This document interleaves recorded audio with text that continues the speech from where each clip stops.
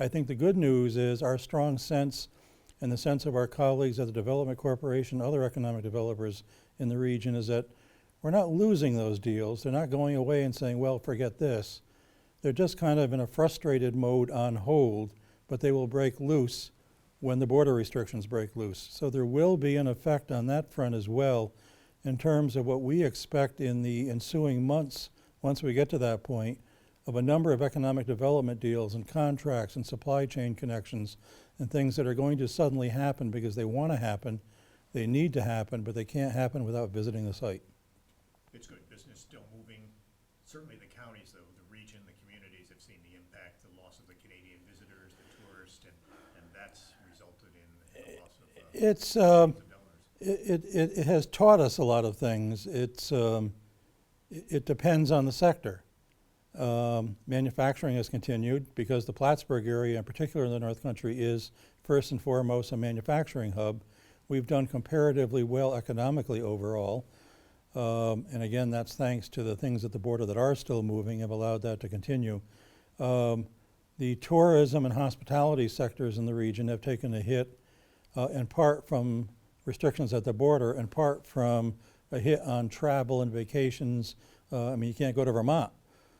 So never mind. Interstate travel is really restricted because of quarantine requirements. So a number of hits there. Interestingly, Lake Placid, many areas of the Adirondacks had their best season ever because the loss of travelers from Pennsylvania, or international travelers, was largely made up for many places by downstaters from the city and the metro area who wanted to get the heck out of the metro area and come up and visit the Adirondacks and the clean air and the mountains.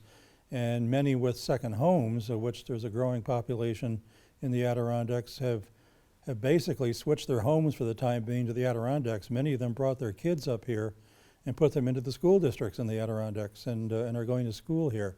So those kind of help make up for it in some areas. In the Clinton County, northern Franklin County, St. Lawrence County areas, however, our visitation is from Canada.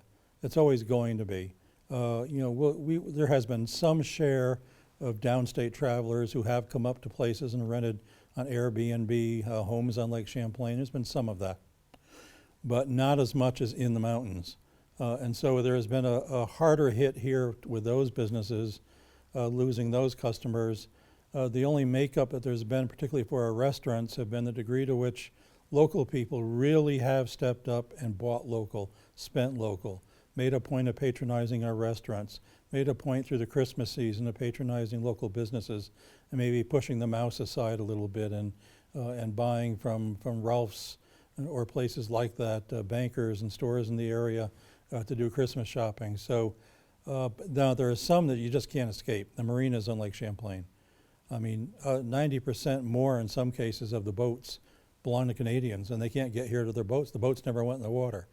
So there's a real range of severe hits to a variation within the region, depending on the degree you were able to make it up with downstaters to take the place of Canadians, to some sectors that actually had their best year ever. Your thoughts on Chuck Schumer becoming Senate Majority Leader?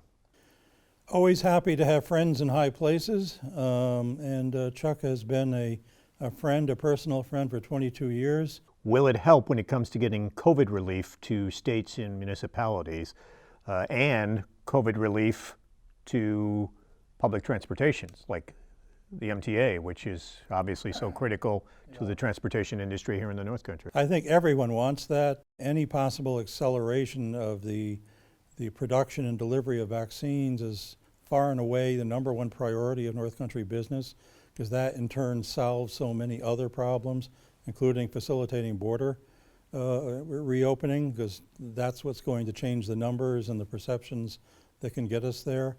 Do the state of New York, other states, municipalities need COVID relief money, though, from Congress, another round of that, to deal with the fallout that they've had? We believe so, and the business community believes so from what they're telling us. The bill that was done in December was enormously important economically. The new round of aid to businesses, the new PPP program, a second round for those that got a first round next year, including many of those, just as an example, impacted by the border closure. Well, that hasn't changed.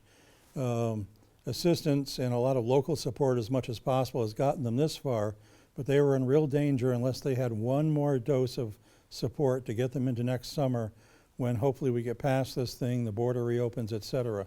Very, very important. And our state government as well. We need to get past the notion of whether what color a state is and what party it is, and understand that it's in all of our interests to help our states get back to a basic level of solvency going forward, so that we don't end up seeing what we might otherwise see, which would be undesirable tax increases or other actions for some period of time that would push back on our ability to recover and come through this.